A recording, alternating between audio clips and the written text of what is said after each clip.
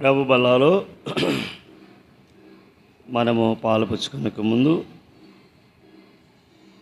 దేవుని యొక్క వాక్యంలో నుండి కొన్ని వాక్య భాగాలు చదువుకొని తర్వాత మనల్ని మనం సరి చేసుకుంటూ ఒప్పుకొని ప్రభుని మనం రుచిస్తాం. ప్రతి ఆదివారం కూడా మనం ప్రభు బల్ల దగ్గరికి వచ్చినప్పుడు పరీక్షించుకుంటూ ఉంటాం. ఇది మనకు యథావిధిగా జరిగేది కదా, ప్రతి వారం అని అనుకోవద్దు. ఈ ఆదివారం వండుకున్న అన్నం రేపు ఆదివారం తింటామా చెప్పండి? రోజుకి ఎన్నిసార్లు వండుకుంటాం కదా?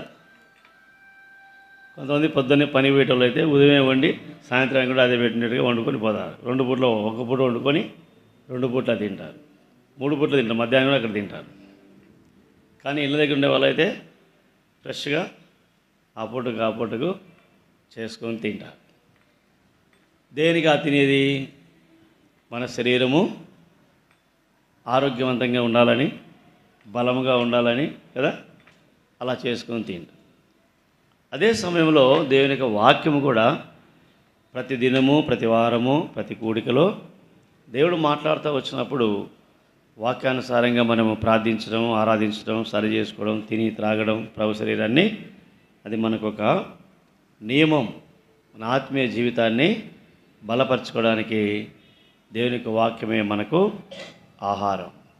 కనుక ఆ వాక్యాన్ని మనము చదివినప్పుడు, ధ్యానించినప్పుడు ఏదో ఒక బలహీనత ప్రతి మనిషిలో లేకుండా పోదు. అప్పుడు ఆ బలహీనతని ప్రభు చూపించినప్పుడు ఏం చేయాలా? ఒప్పుకొని విడిచిపెట్టాలి. ఒప్పుకొని కప్పుకోకూడదు. ఒప్పుకొని కప్పుకుంటే ఏమవుతుంది? ఆత్మీయ జీవితము నష్టం కలుగుతుంది, కలవరం కలుగుతుంది, నెమ్మది లేకుండా పోతుంది. కాబట్టి దేవుని వాక్యాన్ని మనం చూద్దాం. యోహాను సువార్త 10వ అధ్యాయము, యోహాను సువార్త 10వ అధ్యాయం 9వ వచనం మనం అందరం కలిసి చదువుకున్నాం. 8, 9 2 వచనాలు, పేజీ నెంబరు 91, 8, 9. యోహాను సువార్త 10వ అధ్యాయము 8, 9 వచనాలు. గొర్రెలు పోవు ద్వారము నేనే, నాకు ముందు దొంగలను దోచుకునే వారనై ఉన్నారు. గొర్రెలు వారి స్వరము వినలేదు. నేనే ద్వారమును.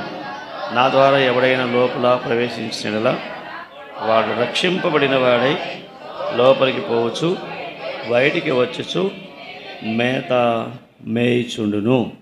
9 మళ్ళీ చదువుదాం. నేనే ద్వారమును. నా ద్వారా ఎవడైనా లోపల ప్రవేశించినలా వాడు రక్షింపబడిన వాడై లోపలికి పోవచ్చు, బయటికి వచ్చుచు మేత మేయిచుండును. 1 కొరింథీ రాసిన పత్రిక 11వ అధ్యాయం 28వ వచనం అందరం కలిసి చదువుదాం. 28వ వచనం. కాబట్టి ప్రతి మనుష్యుడు తను తాను పరీక్షించుకునవలెను, అలాగూ చేసి అరటిని తిని ఆ పాత్రలోనిది త్రాగవలెను. దేవుడు తన వాక్యాన్ని దీవించి ఇక్కడ మనం చదివినటువంటి భాగంలో గొర్రెలు పోవు ద్వారమును నేనే, నాకు ముందుగా వచ్చిన వారందరూ దొంగలను దోచుకుని ఉన్నారు. గొర్రెలు వారి స్వరము వినలేదు కదా. 9వ వచనం. నేనే ద్వారమును. నా ద్వారా ఎవడైనా లోపల ప్రవేశించిన ఎడల వాడు రక్షింపబడిన వాడై లోపలికి పోవచ్చు, బయటికి వచ్చుచు మేత మేయిచుండును. కనుక ఇక్కడ ప్రభు చెప్పేటువంటి మాట మనం గమనిస్తే ద్వారము నేనే కదా. ఆయన ద్వారా ఎవరైనా లోపల ప్రవేశించినట్లయితే ఆ వ్యక్తి ఏమవుతాడంట? రక్షింపబడిన వాడై. రక్షింపబడిన తర్వాత మేత మేయిచు ఉండును అని రాయబడి కదా. ఎప్పుడంట? లోపలికి వచ్చినప్పుడు, బయటికి వెళ్ళినప్పుడు. కనుక ఆత్మీయముగా మనము దేవుని యొక్క వాక్యం అనేటువంటి ఈ మేతను మన ఆత్మీయ జీవితం అభివృద్ధిలోనికి రావడానికి, శత్రువు యొక్క చేతిలో నుంచి మనం తప్పించబడడానికి దేవుని వాక్యం మనం ఎప్పుడు కూడా ఏం చేయాలంట? మేయిచూ ఉండాలి. మేసినటువంటి మేతను కూడా మళ్ళీ ఏం చేయాలా? నెమరు కూడా వేసుకోవాలి కదా. ఈరోజు విన్నాము వాక్యము, రేపటికి మర్చిపోతారు చాలామంది, లేక సాయంకాలం అనేది కూడా మర్చిపోతారు. ఏమంటే ఏం చెప్పినాడు వాక్యం అంటే, ఆయన మొన్న వచ్చినాడు మా ఆదివారం మా దగ్గరికి కొలింగుల నుండి, భలే చెప్పినాడు వాక్యము అంటావు అనుకో. ఏం చెప్పినాడంటే భలే చెప్పినాడు వాక్యం. ఏం వాక్యం అంటే కదా. ఆ వాక్యాన్ని విని ఏం చేయాలా? మీరు గొప్ప ధన్యులు చెప్పాలంటే. ఎందుకంటే పెద్ద పెద్ద వర్తమానికులు కదా, అనేక దైవ సేవకులు మీకు సేవకు లేని కారణాన్ని బట్టి, సేవకుడు అనుకో ఒకే స్థలంలో ఆ సేవకుడు ఎప్పుడో ఒకసారి సోషల్ మీటింగ్ పెట్టుకున్నప్పుడు కొత్త సేవకులు వస్తూ ఉంటారు. మీ దగ్గరికి అయితే వారము మీరు బాగా దేవుని వాక్యం వింటూ ఉన్నారు. ఎంతవరకు వింటున్నారో, ఎంతవరకు మేస్తున్నారో మీ ఆత్మీయ అభివృద్ధిని బట్టి నీకు నీవే, నాకు నేనే, మనకు మనం పరీక్షించుకొని దేవుని వాక్యం మనం భుజిస్తున్నట్లయితే దేవుని వాక్యం మనకు ఆశీర్వాదం కలిగిస్తుంది. దేవుని వాక్య ప్రకారంగా దేవుని మాట వింటే మనకు ఆశీర్వాదం. ఎప్పుడు ఆశీర్వాదం? ద్వితీయోపదేశకాండము 28వ అధ్యాయం 6వ వచనం.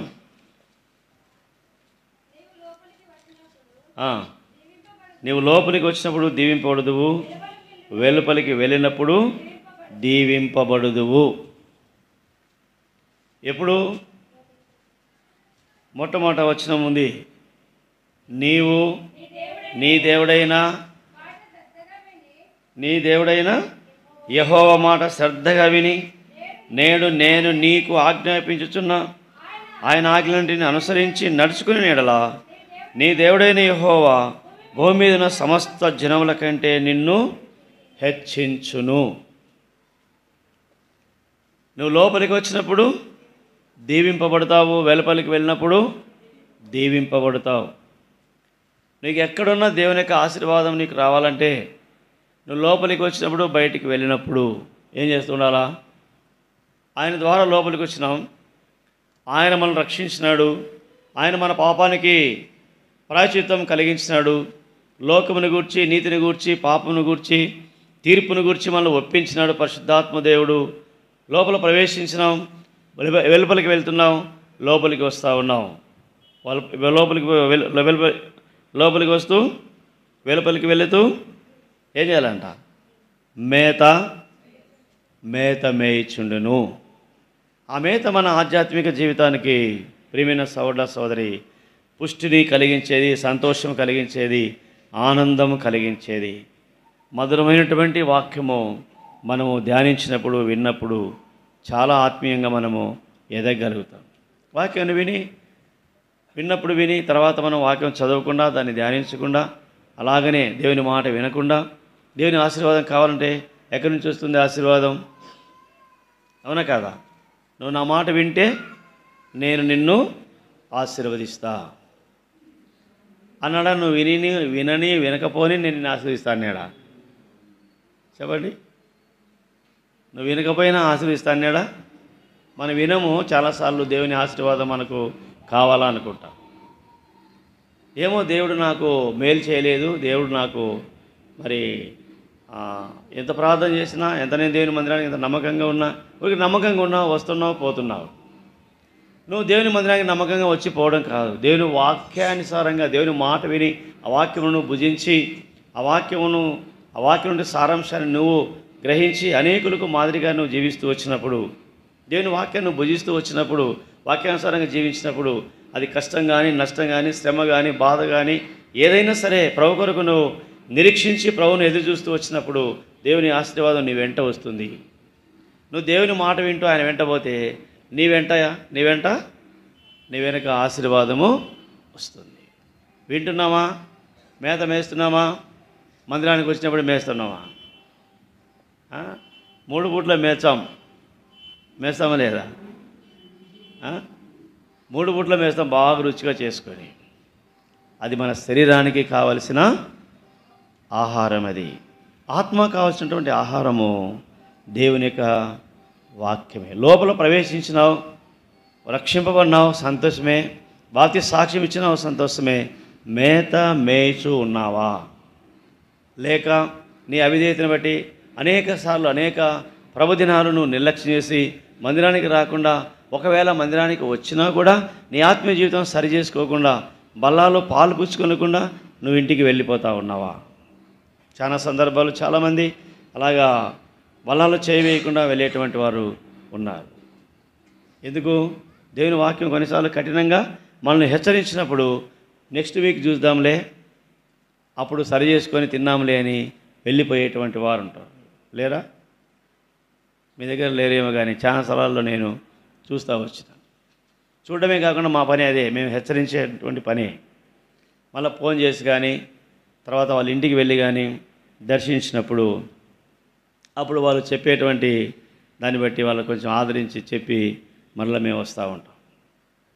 ఏమంటే ఇదో తీరా వచ్చేటప్పుడు ఇదే నాతో కొట్లాట పెట్టుకుంటే యాది భార్యను నింద మీద మోపేది.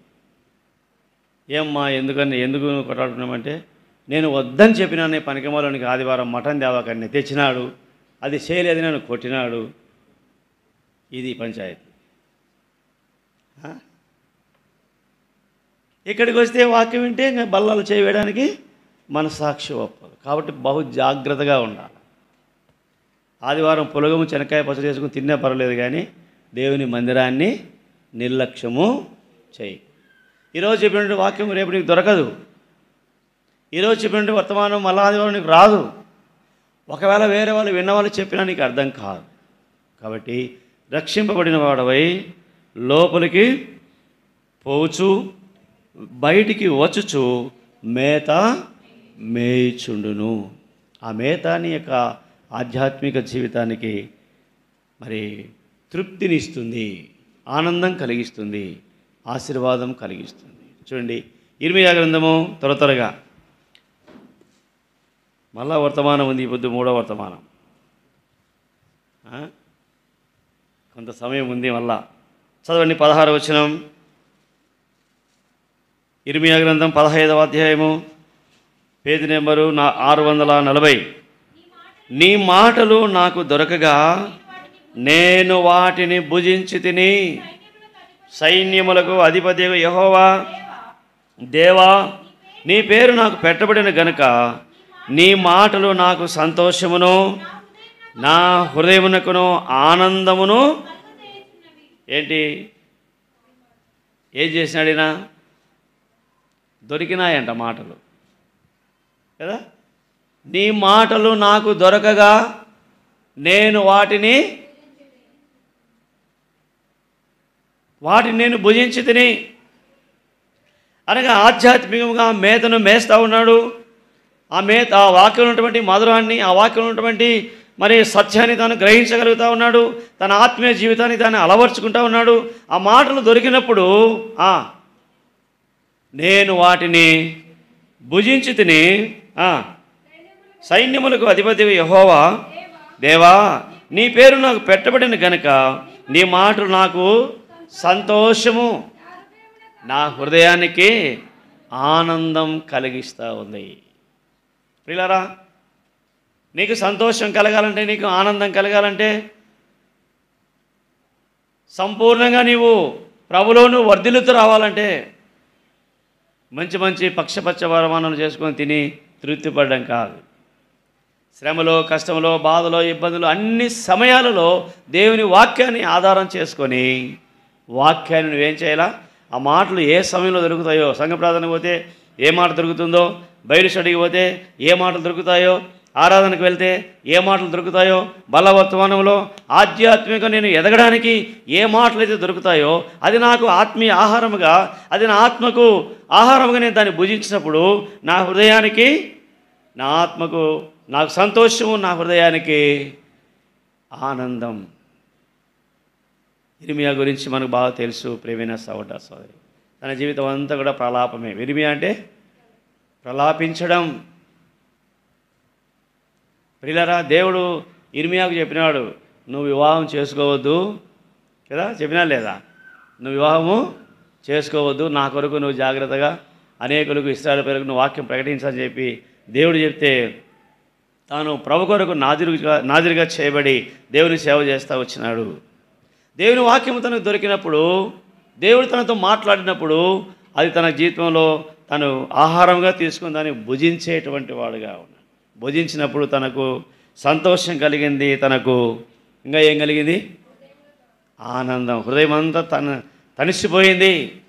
ప్రియమైన సోదరి, చాలా వరకు మనం దేవుని యొక్క వాక్యానికి విధేయత చూపించక, ఆ వాక్యాన్ని మనం భుజించక, అనగా ఆ వాక్యాన్ని మనం అర్థం చేసుకోలేక, అలాగే జీవించడానికి మనం ఇష్టపడక ఎంతో వ్యసన పడేటువంటి వారంగా మనం ఉంటాం.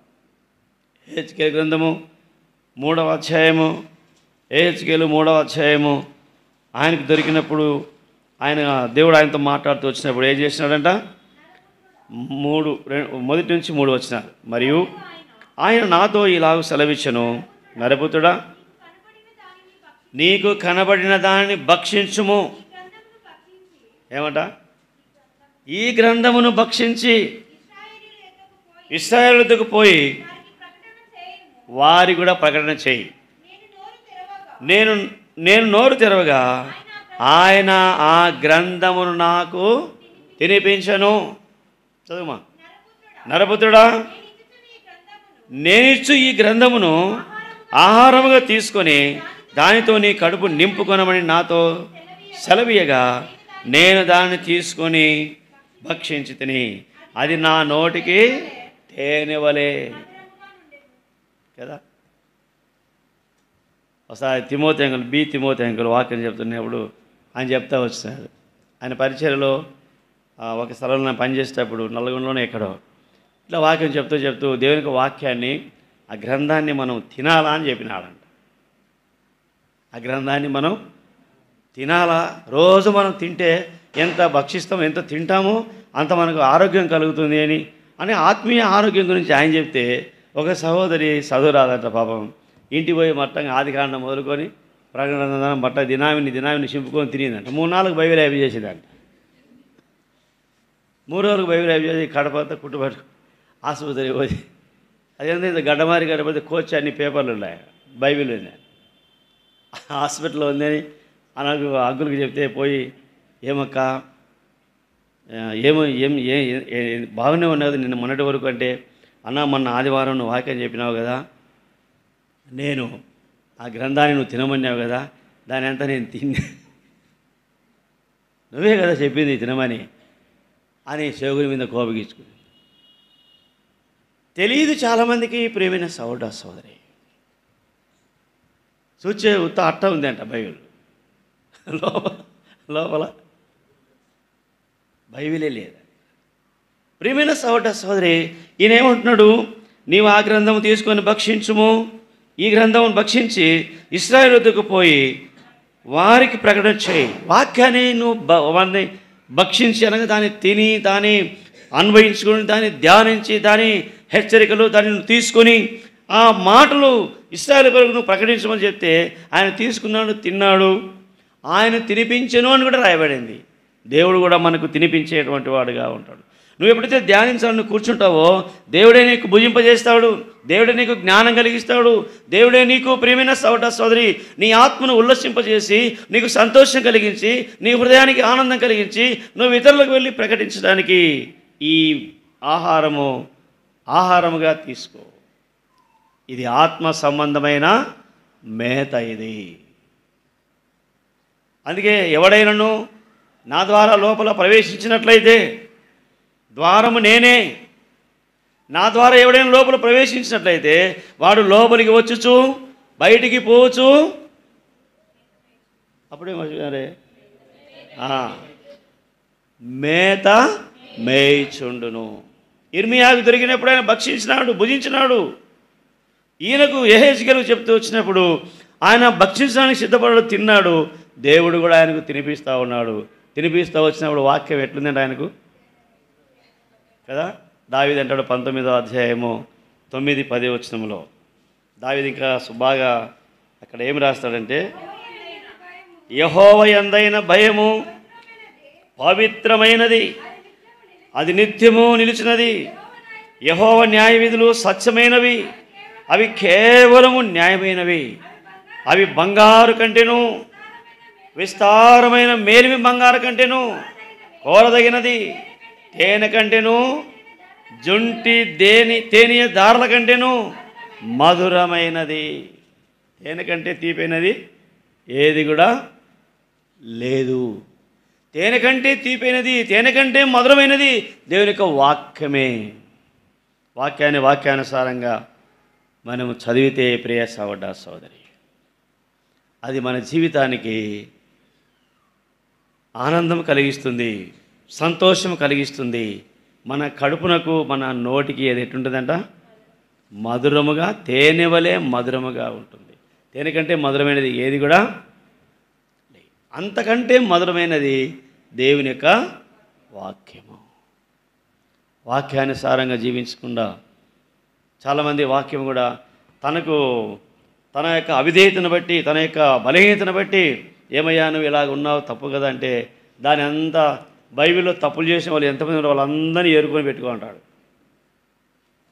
ఏమరా 10th ఫెయిల్ అయినామంటే, అదోవాడు మల్లన్నగాడు ఫెయిల్ అయినాడు, రాజుగాడు ఫెయిల్ అయినాడు, అదో సుజాత ఫెయిల్ అయింది, ఎఫ్సిఓ ఫెయిల్ అయింది, అంత ఫెయిల్ అయిన వాళ్ళందరినీ ఎత్తుకుంటాడు వాడు.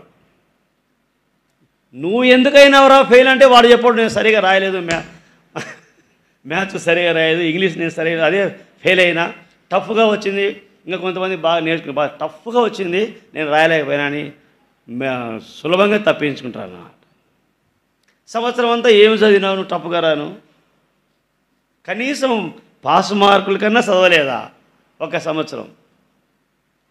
ప్రేమైన సోదరి, దేవుని యొక్క వాక్యము నీవు దాని మరి మధురమైనటువంటి వాక్యాన్ని, తేనె కంటే మధురమైనది ప్రియమైన సోదరి, నీ ఆత్మకు ఉల్లసింపజేసేది, నీ హృదయాన్ని సంతోషింపజేసేది లోకంలో ఏది కూడా లేదు.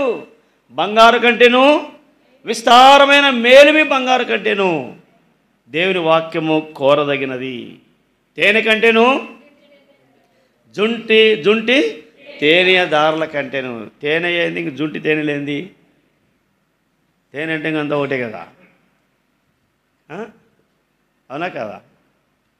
తేనె కంటే జుంటి తేనె దారుల కంటే. తేనె పెద్ద ఈగలు పెట్టేది తేనె, చిన్న ఈగలు పెట్టేదాన్ని జుంటి తేనె అంటారంట.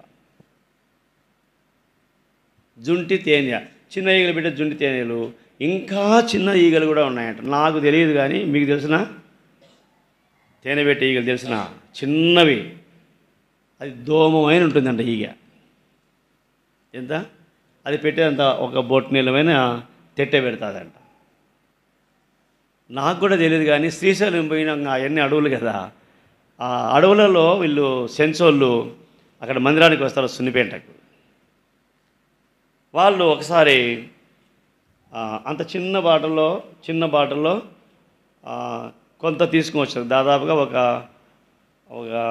మన పప్పు వేసుకునే గంటమే అంతకంటే తక్కువే ఉంటుంది. అది తీసుకొచ్చి చదవనా, ఇది చాలా మధురంగా ఉంటుంది తేనె.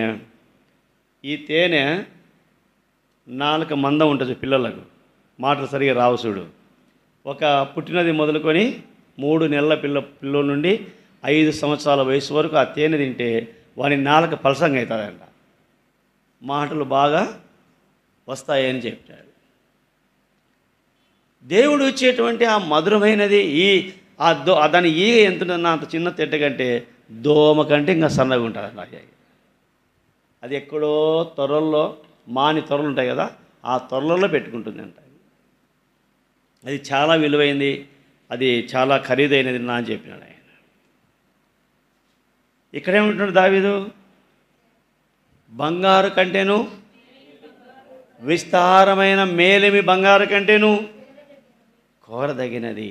ఆ కోరదగినటువంటి వాక్యము, ఆ జుంటి తేనె దారుల కంటే మధురమైనటువంటి వాక్యము ఎక్కడో ఆ చెత్త మీద తిట్టలేదు, నీ చేతిలోనే ఉంది కదా. ఆ తేనెను నువ్వు జురిస్తూ ఉన్నావా? దాన్ని భుజిస్తూ ఉన్నావా? దాన్ని త్రాగుతూ ఉంటున్నావా? దాన్ని తింటూ ఉంటున్నావా? ప్రియమైన సోదరి, దాన్ని తినిపించమని ప్రభువుని అడుగుతూ ఉన్నావా? ఆయన నువ్వు తినమన్నాడు, ఆయన తినడానికి సిద్ధంగా ఉన్నాడు, తింటున్నాడు. దేవుడు కూడా యెహెజ్కేలుకు తినిపించినాడని రాయబడింది. ఇంకా ఎవరి దగ్గరికి పోమన్నాడు? తర్వాత చదివితే అర్థమవుతుంది. 3వ అధ్యాయం తర్వాత, ఏస మాటలు పలికేటువంటి వారి దగ్గరికి నేను నిన్ను పంపడం లేదు. అంటే ఎగతాళి హేళన చేసేటువంటి వాళ్ళ దగ్గరికి నేను పంపించడం లేదు. ఇశ్రాయేలు ప్రజల దగ్గరికి నేను పంపుతా ఉన్నాను, నువ్వు వెళ్ళి వాళ్ళకి ప్రకటన చేయి. ఇశ్రాయేలు ప్రజలంటే దేవుని ప్రజలే. దేవుని ప్రజలైనటువంటి మనము, ఇశ్రాయేలుగా విమోచించినటువంటి మనము, ప్రియమైన సోదరి, చాలాసార్లు యెహెజ్కేలు గ్రంథం 3వ అధ్యాయం అది అంతే చదివినాములే, అక్కడ ఏముంటుంది? వాక్యం భుజించమని ఉంది, ఇంకా అదే చెప్తాడేమోలే. నిర్లక్ష్యం. దేవుని వాక్యం అంటే అలాంటి ప్రజల దగ్గరికి నేను నిన్ను, చదవండి అన్నమాట ఇక్కడ, ఎక్కడమ్మా? 3వ చదువు. నీవు గ్రహింపలేని ఏస మాటలు పలుకు అన్యజనుల యొద్దకు నిన్ను పంపటలేదు. అట్టి వారి యొద్దకు నేను నిన్ను పంపిన ఎడల వారు నీ మాటలు విందురు. అయితే ఇశ్రాయేలందరూ ఎవరంట? సిగ్గుమాలిన వారు, కఠినం. వాక్యం అంతేలే, వాక్యం అంతేలే, వాళ్ళు చెప్తా ఉంటారు. ప్రియమైన సోదరి, నీ కఠినమైనటువంటి హృదయమును, సిగ్గుమాలినటువంటి హృదయమును, మాటి మాటికి నీవు మరి ప్రభు దగ్గర నువ్వు సిగ్గుమాని అడగకుండా, నువ్వు ప్రభు దగ్గర వచ్చినప్పుడు సిగ్గులేని ముఖంతో నువ్వు ఆయన ఎదుర్కోవాలంటే దేవుని యొక్క వాక్యాన్ని, లోపలికి వస్తున్నావు వాక్యం వేస్తున్నావు, బయటికి వెళ్తున్నావు దేవుని వాక్యాన్ని వేస్తున్నావు, వాక్యమును ధ్యానించు. వాక్య వెలుగులో నీ ప్రవర్తనని, నడకాన్ని, పడకాన్ని, మాటాన్ని, క్రియలు నువ్వు ఎక్కడ ఉన్నా కూడా దేవునికి మహిమకరంగా దేవుని వాక్యాన్ని భుజిస్తురా. వారు విని వినకపోని ఎంత కఠినమైనటువంటి వారి దగ్గరికైనా నిన్ను పంపించినా కూడా, ప్రియ సోదరి, దేవుని వాక్యము నీ ద్వారా ఇతరులకు అందాలా.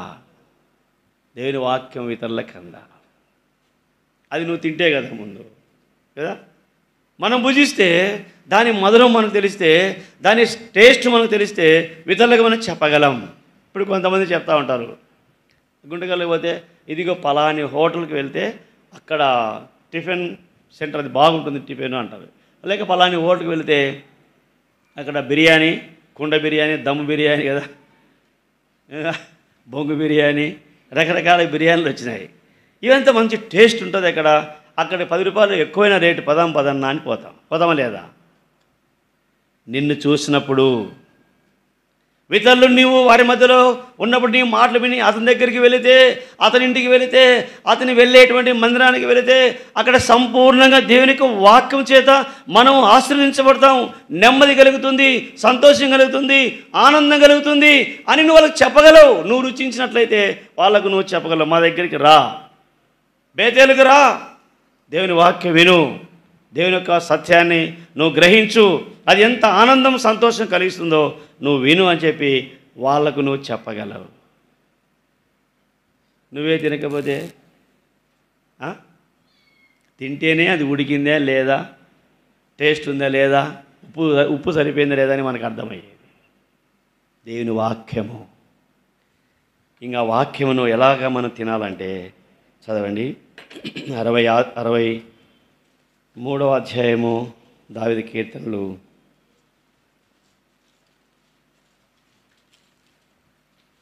63వ అధ్యాయము 4-5 వచనాలు బాగా గమనించాలి. ఇక్కడ నా మంచము మీద నిన్ను జ్ఞాపకము చేసుకొని రాత్రి చాముల యందు నిన్ను ధ్యానించినప్పుడు క్రొవ్వు మెదడు నాకు దొరుకునట్లుగా నా ప్రాణము తృప్తి పొందుచున్నది. ఉత్సహించు పెదవులతో నా నోరు నిన్ను గూర్చి గానము చేయుచున్నది. కాగా నా జీవితకాలం అంతయు నేను ఇలాగు నిన్ను స్తుతించెదను, నీ నామును బట్టి నా చేతులెత్తేదను. ఎప్పుడంటమ్మా? ఎప్పుడంట?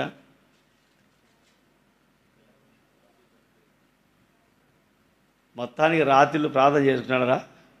వ్యక్తిగతంగా తింటానికి పండుకుంటున్నారా?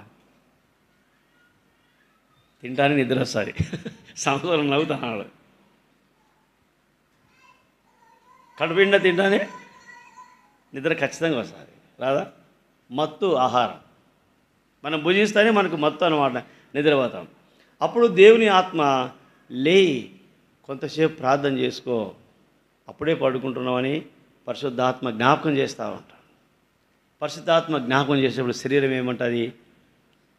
ఇప్పుడు అలసిపోయినావులే తిరిగి తిరిగి కదా, రోజుసేపు పండుకో, తెల్లవారుజామున లేచులే, అప్పుడు చేసుకునే ప్రార్థన అంటుంది. దాని మాట వింటాం మనం. వింటామైనావా? నిజమే, తెల్లవారుజామున లేచి చేద్దాంలే అని చెప్పి పడుకుంటాము. పడుకొని గురకబెట్టి కళ్ళు తెరిచాలకు కదా తెల్ల అబ్బా డ్యూటీకి పోవాలనే, కాలేజీకి పోవాలనే, ఆ పనికి పోవాలనే, అంగడి పెట్టాలని, ఇట్టు పోవాలని, ఈ తొందర ఎక్కువవుతుంది. కనీసం లేచి స్తుతించడానికి కూడా ఇక్కడ ఏమంటున్నాడు?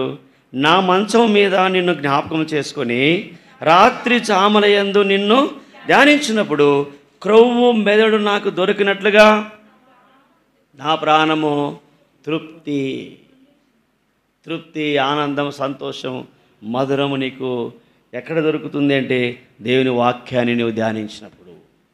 వింటున్నావా? ప్రభు బలాల్లో పాలు పుచ్చుకునక ముందు కొరింథీ రాసిన పత్రిక 11:20 చదివినాం. కాబట్టి ప్రతి మనుష్యుడు నేను మిమ్మల్ని పరీక్షించడానికి నాకు యోగ్యత లేదు, నిన్ను పరీక్షించే అధికారము నాకు లేదు, చెప్పేటువంటి నేను ఒకవేళ హెచ్చరించేటువంటి వాడిని, కానీ నువ్వు పలానా, నువ్వు ఇట్లున్నావు అట్లా అనడానికి నాకు అర్హత లేదు, అధికారం లేదు. నీ ఆత్మీయ జీవితం మేల్కొల్పబడి నీవు నీ కుటుంబానికి ఆశీర్వాదకరంగా ఉండాలంటే, అనేకులకు ఈ మధురమైనటువంటి ఆహారాన్ని భుజింపనీయాలంటే నువ్వు దేవుని వాక్యాన్ని నువ్వు ధ్యానించాలా. రాత్రి జామలయందు నిన్ను నీవు మరి ఆయత్తపరుచుకుంటూ నీ ఆత్మీయ జీవితాన్ని మేలుకొల్పుకుంటూ అనేకుల కొరకు ప్రార్థన చేస్తూ ఈ జీవవాక్యమును ప్రియమైన సహోదరి నువ్వు భుజించడానికి, ధ్యానించడానికి నువ్వు ఇష్టపడినప్పుడు అది ఏమంటుంది దావీదు? క్రొవ్వు మెదడు దొరికినట్లు కదా. ఈ మధ్యాహ్న కాల సమయంలో ప్రభు బలాల్లో పాలు పుచ్చుకునే ముందు నేను మనం ఎవరమైనా సరే లోపలికి వస్తున్నాం, బయటికి వెళ్తున్నాం. లోపలికి వచ్చేటప్పుడు మేత మేయడానికి వస్తాము, కానీ బయటికి వెళ్తానే బయట మేత. ఏ మేత? సినిమాలు. ఇప్పుడు సినిమా ఎందుకు పోతాం? నాయం తమాషనా? మేము ఏమనుకున్నాం మమ్మల్ని అంటే అనుకుంటున్నామేమో. షెల్లోని పెట్టుకొని చూస్తుంటారు కొంతమంది. అది బ్రైట్నెస్ ఎక్కువ పెట్టుకోకుండా, వెలుతురు ఎక్కువ పెట్టుకుంటే పక్కన చూస్తాడేమోనని ఆ కళ్ళు ఎట్ట కనపడతాయేమో. కానీ కొంతమంది ఏమైనా చూస్తాను, బస్సులో లేకుండా పోయిన ప్రయాణం, ఆ సెల్లు నాకు అసలే కనపడదు, వాళ్ళు చూస్తామంటారు పెట్టుకోని.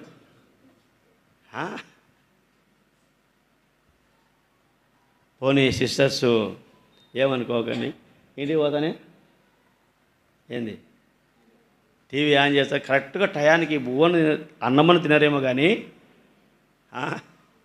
సీరియల్ అనేటువంటి మేత మేస్తూ ఉన్నావా? లేక ఈ ఇంటికాడ ఆ ఇంటికాడ కూర్చొని ఊరికి అనవసరంగా టయాన్ని వేస్ట్ చేసుకుని ఆ మాట ఈ మాట మాట్లాడి లోకస్థమైనటువంటి మాటలు మాట్లాడి అలాంటి మేతని మేసి హృదయాన్ని, సంతోషాన్ని పోగొట్టుకొని కలవరాన్ని నింపుకొని దేవునికి మహికరంగా జీవించుకోకుండా ఎక్కడ నీ జీవితంలో నష్టం కలుగుతూ ఉంది? దేవుని వాక్యమును నీవు భుజించకపోతే, ఆ వాక్యము తేనె కంటే మధురమైనదని నువ్వు గ్రహించకపోతే, ఆ వాక్యము కొరువు మెదడు కంటే శ్రేష్టమైనదని, అది నీకు సంతోషం కలిగించదని, నీకు ఆనందం కలిగించదని నువ్వు గ్రహించకపోతే, ఆ వాక్యాన్ని నువ్వు నిర్లక్ష్యం చేస్తే ప్రియ సోదరి, ఆత్మీయంగా మనం ఎదగలేము. దేవుని ఆశీర్వాదం లోపలికి వచ్చినప్పుడు, బయటికి వెళ్ళినప్పుడు దేవుని ఆశీర్వాదం మనం చూడలేము. నువ్వు ఎక్కడున్నా నీవు ఆశీర్వాదకరంగా ఉండాలని దేవునికి ఉద్దేశము. నువ్వు లోపలున్నా, నువ్వు వెలుపల నీ ఇంట్లో ఉన్నా, లేక బజారుకి వెళ్ళినా, నువ్వు వెళుతూ ఉంటే దారమ్మడి నిన్ను చూసినప్పుడు అనేకులు ఈయన లేక ఈమె ప్రభు బిడ్డ, వాళ్ళు ప్రభువును అంగీకరించినాక వారి కుటుంబం ఆశీర్వదించబడింది. వాళ్ళు ప్రభువును అంగీకరించిన తర్వాతనే వాళ్ళకున్న బాధలన్నీ తొలిపోయినాయి. వాళ్ళు ఎప్పుడూ సంతోషంగా ఉంటారు. అలాంటి సంతోషం నాకు లేదే, ఎక్కడికి వెళ్ళాలా, వాళ్ళు ఎక్కడికి వెళ్తున్నారు, అక్కడికి నేను కూడా వెళ్ళాలని నీ వెంట వచ్చేటువంటి వారుగా ఉంటారు. కారణం ఏంటి? నువ్వు ఎప్పుడైతే ఈ వాక్యాన్ని ధ్యానిస్తావో, ఎప్పుడైతే ఈ మేతను నువ్వు మేస్తావో, ఎప్పుడైతే ప్రియ సహోదర సోదరి మేత మేయడానికి నువ్వు ఇష్టపడతావో, ఇష్టపడి నువ్వు కూర్చుంటే నువ్వు ఒకవేళ తినడానికి చేత కాకపోతే కదా, అంటే ధ్యానించేటప్పుడు ఆ వాక్యం నీకు అర్థం కాకపోతే ఆయన నీకు తినిపించేటువంటి వాడు, అంటే ఆయన నీకు జ్ఞాపకం చేసి దాని వివరం చెప్పేటువంటి వాడుగా ఉంటాడు, వివరించేటువంటి వాడుగా ఉంటాడు. ప్రభువా, నాకు చేత కాలే, ఈ వాక్యం ఎలా నేను ధ్యానించాలా, నాకు నేర్పించు.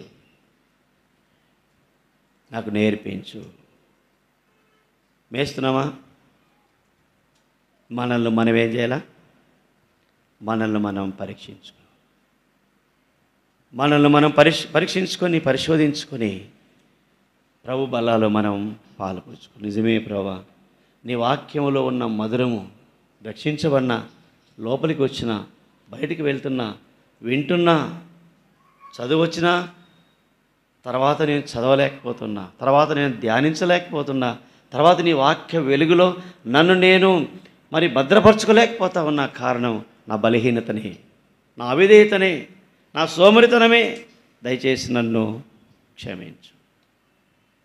ఒకవేళ ఉదయం లేవగానే నువ్వు ఎక్కడికైనా వెళ్ళాలా, కాలేజీకో లేకపోతే ఆఫీస్కో లేకపోతే నీ పనుల మీద నువ్వు వెళ్ళాలా, ఆ డే నీకు సమయం సరిపోలేదా, ఆ సమయాన్ని నైటు తెల్లవారుజామునే నువ్వు లేచి ఒక టైం నువ్వు పెట్టుకో. కరెక్ట్గా ఫలాని టయానికి నేను లేయాల ప్రభావ, నీ వాక్యం చదువుకోవాలా, ప్రార్థన చేసుకుని నైట్ ప్రార్థన చేసుకుని పండుకో. ఆ టయానికి నీకు ఎవరో లేపినట్టుగా నీకు దానంతా అదే మెలక వస్తుంది. ప్రియులారా, గమనించు. నేను శుక్రవారం రాత్రి అంతా నిద్రపోలే. నిన్న పగలు 3 గంటల వరకు మీ దగ్గర ప్రార్థనలో గడిపిన.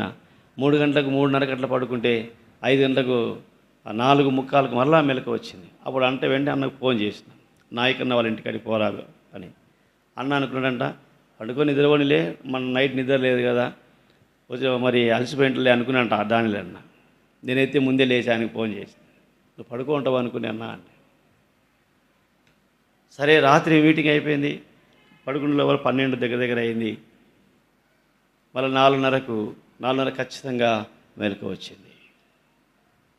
నాకు ప్రతిరోజు ఖచ్చితంగా మెలకు వస్తుంది. నాకు ఇప్పుడే కాదు, ఇప్పుడు నువ్వు సేవకుని కాబట్టి సిద్ధపడడానికి నీకేమైనా మెలకు వస్తుందేమని మీరు అనుకోవచ్చు. రక్షింపబడిన నాటి నుండి నేటి వరకు కూడా నేను ఖచ్చితంగా 4:30 నుండి 5:30 వరకు వ్యక్తిగతంగా ప్రార్థన చేసుకుంటా. తర్వాత కుటుంబాన్ని, పిల్లలను లేపి కుటుంబ ప్రార్థన చేసుకుంటా. అప్పుడు ఇప్పుడు ఎప్పుడు కూడా ప్రియమైన సహోదర సోదరి, దేవుని వాక్యము ఏమంట, రక్షించబడిన వారమై లోపలికి వస్తున్నాం, వెలుపలికి వెళ్తున్నాం, మేత బయచు. ఈ మేత నీకు దొరికినప్పుడు నువ్వు దాన్ని భుజిస్తే నీకు సంతోషం కలుగుతుంది, నీ హృదయానికి ఆనందం కలుగుతుంది. ఈ వాక్యమును తినమన్నప్పుడు నువ్వు తింటే తేనె కంటే మధురముగా నీకు కనబడుతుంది. ఈ వాక్యము నువ్వు ధ్యానిస్తే క్రొవ్వు మెదడు దొరికినట్లుగా నీ ఆత్మ ఉల్లసిస్తుంది.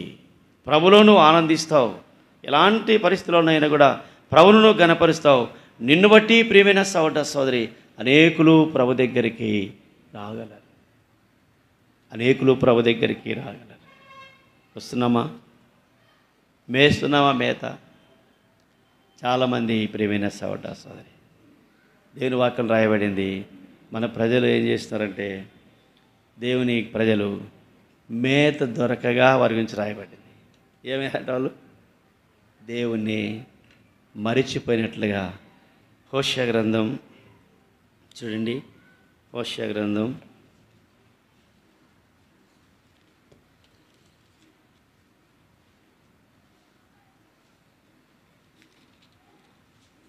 6 హోషేయ గ్రంథం 8వ అధ్యాయము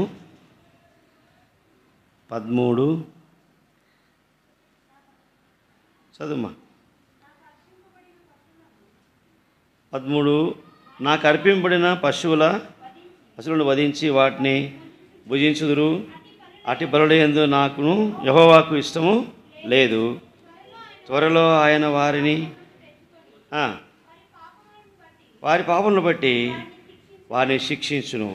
వారు మరలా ఐగుప్తుకు వెళ్ళవలసి వచ్చెను. ఇశ్రాయేలు తమకే నగరులను కట్టించుకొని తమ సృష్టికర్తను ఏం చేశారంట? మరిచినారు అని రాయబడింది. తమకే అంటే కొంతమంది వాళ్ళ ఇల్లు కట్టించుకొని వాళ్ళకు తగినటువంటి వాళ్ళ స్టేటస్ ప్రకారంగా వాళ్ళు హెచ్చించబడితే దేవుని ఏం చేసినారు? మరిచేవారుగా ఉన్నారు కదా. 13వ అధ్యాయము 4-5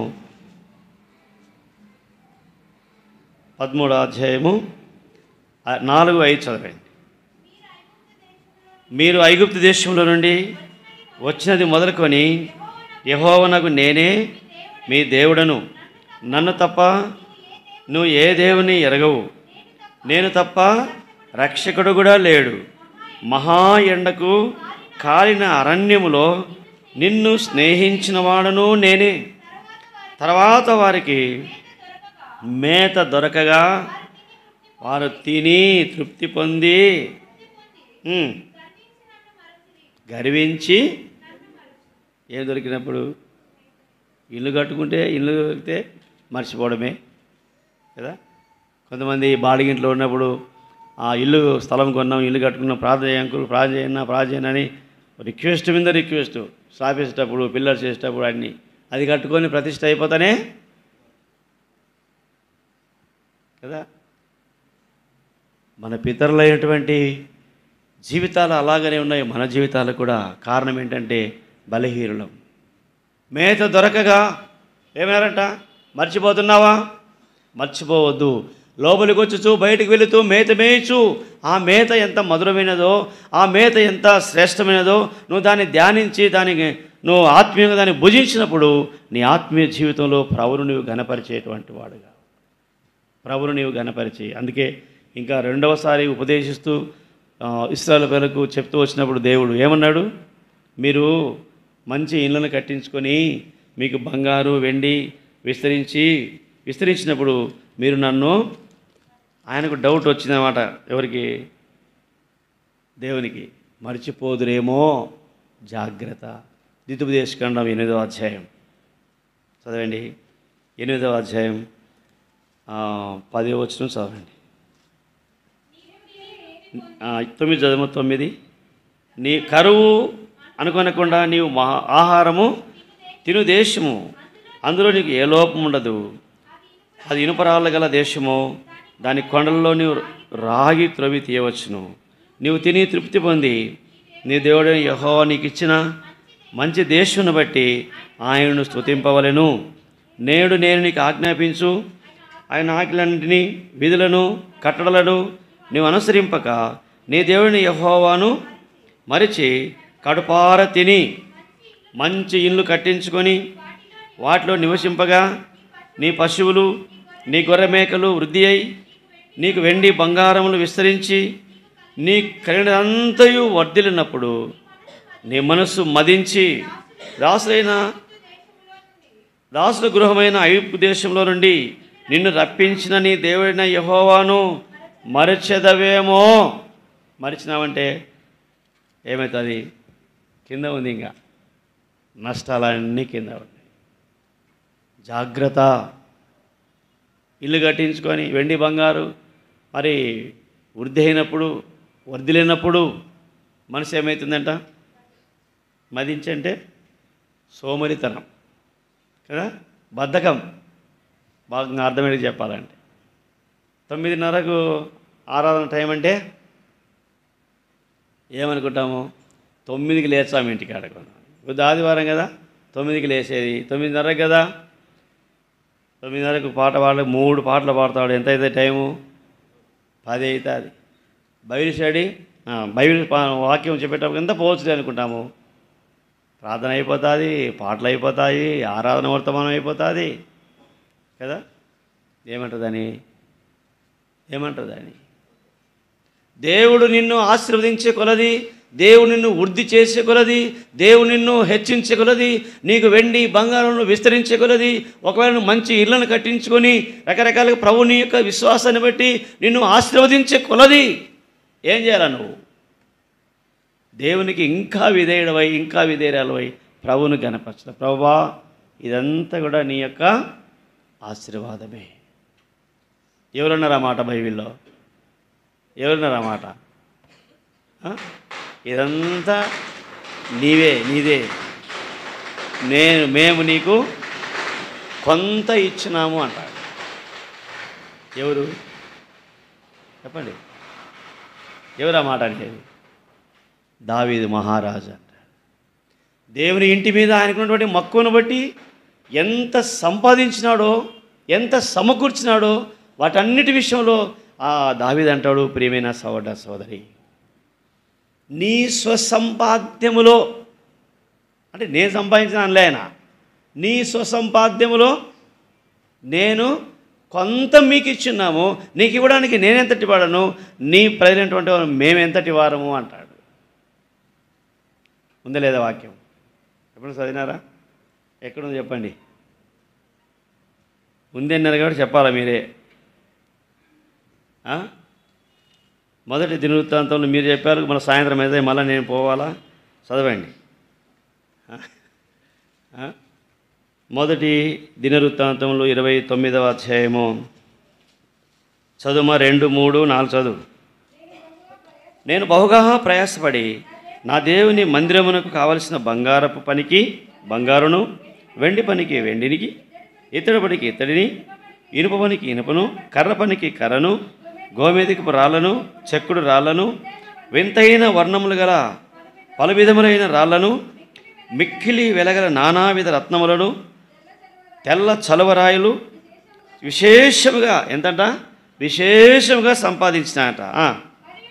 మరియు నా దేవుని మందిరం మీద నాకు కలిగి ఉన్న మక్కువ చేత నేను ప్రతిష్ఠితమైన మందిరము నిమిత్తము సంపాదించిన వస్తువులు కాక నా సొంతమైన బంగారమును వెండిని నా దేవుని మందిరము నిమిత్తము నేను ఇచ్చేదను.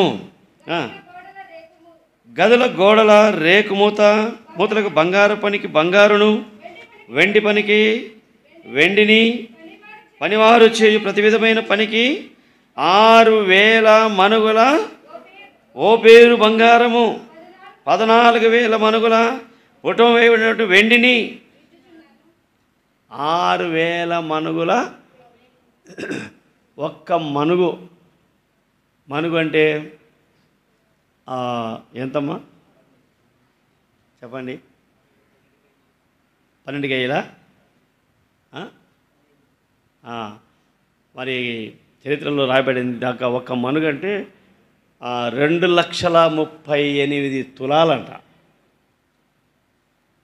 ఒక్క మనుగు అంటే 2,38,000 తులాలు. ఎన్ని మనుగులంట? 6,000 మనుగులు. ఒక్క మనుగే 2,38,000 తులాలు అయితే ఇంక లెక్క వేసుకొని ఇంటికి పోయి ఏమన్నాడని 14 చదువు. మనము కూడా ఒక ముక్కురాయిగానే తింటే కానకపెట్లు వేసామనుకో దేవుని మందిరానికి ఒక ముక్కుపోటుగా ఎంతటిది అది. గ్రామంలో కాళ్ళు బాగుండా ఉండదు. నేను బంగారు పెట్టినా, నేను బంగారు వేసినా, నేను బంగారు వేసినా అని ఊరంతా చెప్తాం కదా. 14 చదవండి. 13, 14.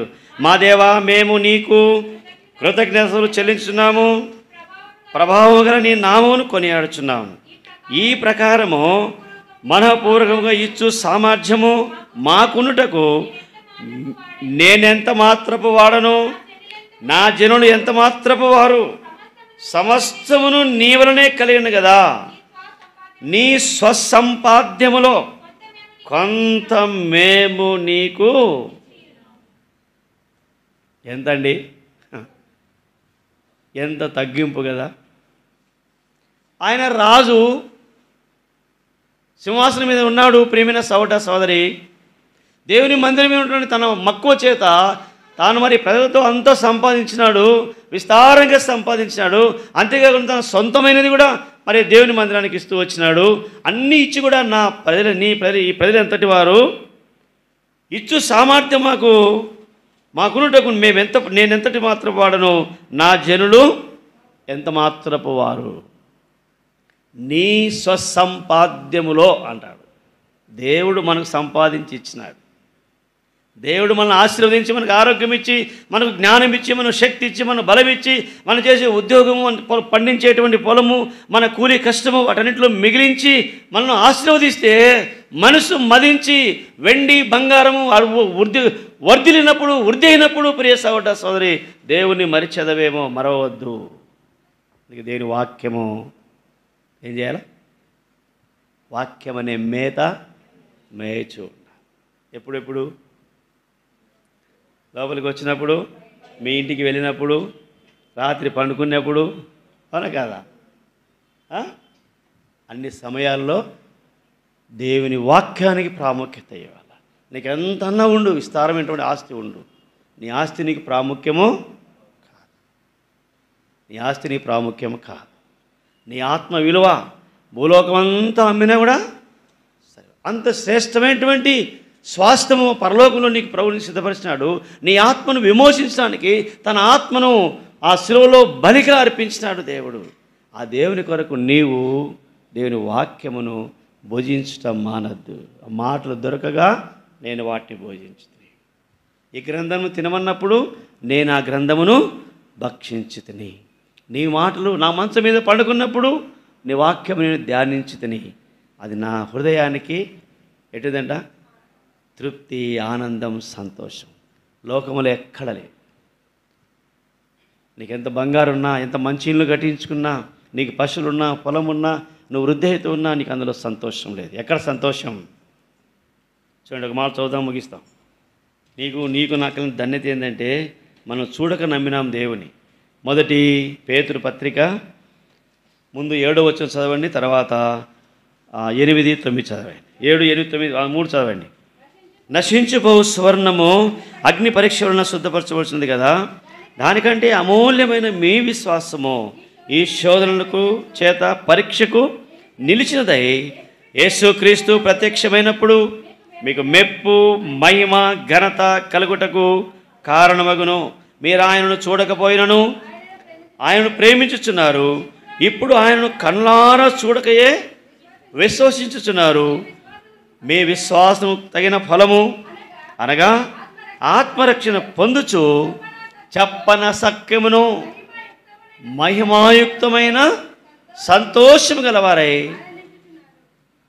ఏమి సంతోషం అంటే అది చెప్పన సఖ్యము, చెప్పడానికి వీలే మహిమాయుక్తమైన సంతోషం, మహిమలో సంతోషం. కొన్ని కోట్లు బిల్డింగ్ నీకు ఉందనుకో, ఏం చేయాలి? దాన్ని ఏం చేయాలా? ఏమిదిరా, కొన్ని కోట్లు పెట్టి ఇల్లు కట్టించుకున్నామనుకో, ఏం చేయాలి దాన్ని? ఒకసారి విడిచిపెట్టాను లేదా? పలకం ఎందుకు మరి? ఎవరైనా, నువ్వైనా, నేను, ఎవరైనా ఇక్కడ కదా. నరులెల్లరూ నన్ను విడచినను, శరీరము కుల్లి కృషించినను. నరులెల్లరూ నన్ను విడచినను, శరీరము కుల్లి హరించి నన్న ఐశ్వర్యము విరోధి వలె నన్ను విడచినను. హరించి నన్న ఐశ్వర్యము విరోధి వలె నన్ను విడచినను. యేసు చాలును, యేసు చాలును. ఏ సమయమైన ఏ స్థితికైనా నా జీవితములో యేసు చాలు. నిజంగా వాడిన పాట నిజంగా పాట పాడినవానే అది. నరులెల్లరూ నిన్ను విడిచిన ఈ శరీరము కృషించిపోయిన, హరించిన నన్ను ఆ ఐశ్వర్యము విరోధి వలె నన్నది విడిచినా కూడా. ఎవరు కావాలా నీకు? యేసు కావాలి. యేసు ప్రభు నీకు కావాలా? యేసు ప్రభు నీకు కావాలంటే లోపలికి వచ్చుచు బయటికి వెళ్ళుతూ, ఆయన మాటలకు దొరికినప్పుడు వాటిని నీవు భుజిస్తూ, ఆ మాటలు ఆ గ్రంథాన్ని భక్షించమన్నప్పుడు దాన్ని భక్షిస్తూ, అర్థం కాకపోతే ప్రభుని అడిగితే ఆయన నీకు భక్షింపజేస్తాడు, ఆయన నీకు తినిపిస్తాడు. ఆయన నీ మంచం మీద నువ్వు పండుకున్నప్పుడు ఆ వాక్యాన్ని ధ్యానం చేసుకున్నప్పుడు క్రొవ్వు మెదడు దొరికినట్లుగా నీ హృదయము భుజిస్తున్నామా పరీక్షించుకో. వాక్యాన్ని ధ్యానిస్తున్నామా? చదువురానులు ధన్యులు అనుకుంటా కదా, చదువురానులు ధన్యులు కదా. ఎందుకంటే ఏమంటే మాకు చదువు రాదు, మేము ఎలా చదవగలమన్నా అంటారు. వాస్తవమే, చదవకపోయినా వింటున్నావు కదా, దాన్ని ఆలోచించు, ధ్యానించు. ప్రభు కొరకు నీవు తీర్మానించుకుని నమ్మకంగా ప్రభు కొరకు నువ్వు జీవించు. ఈ లోకంలో ఎంత నిన్ను హరించినా కూడా, ఎంత ఐశ్వర్యం నీకు కలిగినా కూడా, ఎంత మనోమాణిక్యములు, వెండి బంగారములు, గొప్ప ఇల్లు, మంచి ఇల్లును కట్టించుకొని ఈ కసాపురం గ్రామంలో నీవే ఒక ఐశ్వర్యవంతుడిగా, నీ స్టేటస్ ఒకవేళ అందరికంటే ఎక్కువగా ఉన్నప్పుడు కూడా గర్వించద్దు. ప్రభుని బట్టి దావీదు వలె నిన్ను నీవు తగ్గించుకో. అది నీ సంపాదన కాదు, దేవుడు నీకు ఇచ్చిన సంపాదన. దేవుడు నీ విశ్వాసాన్ని బట్టి నిన్ను ఆశీర్వదించడం ఆశీర్వాదం. అది ఆశీర్వాదాన్ని పోగొట్టుకోవద్దు. అదే సమయంలో ప్రభువును ఘనపరచడం మర్చిపోవద్దు. దేవుని ఆశీర్వాదం పొందాలంటే మనం చదివినాం కదా, ద్వితీయోపదేశకాండం 28:6 నువ్వు లోపలికి వచ్చినప్పుడు దీవింపబడదు, బయటికి వెళ్ళినప్పుడు దీవింపబడదు. 7వ చదవండి, ఎంత బాగుంది ఎక్కడంగా. అమ్మా, నీ మీద పడు నీ శత్రువులను యెహోవా నీ ఎదుట హతమగునట్లు చేయను. వారు ఒక త్రోవన నీ మీదికి వచ్చి 7 త్రోవల నీ ఎదుట నుండి పారిపోవదురు. ఏదో ఒక త్రోవలో నీ మీదకి వచ్చి నీ ఆత్మీయ జీవితాన్ని నష్టపరచడానికి, నీ మీద బలహీనత చూపించడానికి, లేక నీ మీద నిందలు మోపడానికి వాడు ఒక త్రోవను నీ మీదకి వచ్చినాడు అనుకో కదా, నీ ఆత్మీయ జీవితాన్ని బట్టి నిన్ను ఏం చేయలేక వాడు మళ్ళీ తిరిగి వాడు పోవాలంటే వానికి త్రోవ కూడా కనపడదు. 7 త్రోవల ఎటబోతాడో పారిపోతాడు. ప్రభు కొరకు బలంగా ఉండు, రోషం కలిగి ఉండు, ప్రభుని కనపరచు. దేవునికి వాక్యాన్ని అనుదినము 3 పూటలను దేవునికి వాక్యాన్ని భుజించు, ధ్యానించు, దాన్ని అర్థం చేసుకుని అనేకులకు ప్రకటించు, అనేకులకు సాక్షార్థంగా ఉండు. ప్రభు నిన్ను నీ కుటుంబాన్ని ఆశీర్వదిస్తాడు. దేవుడు తన వాక్యాన్ని దీవించునుగా. ప్రార్థన చేసుకున్నాం.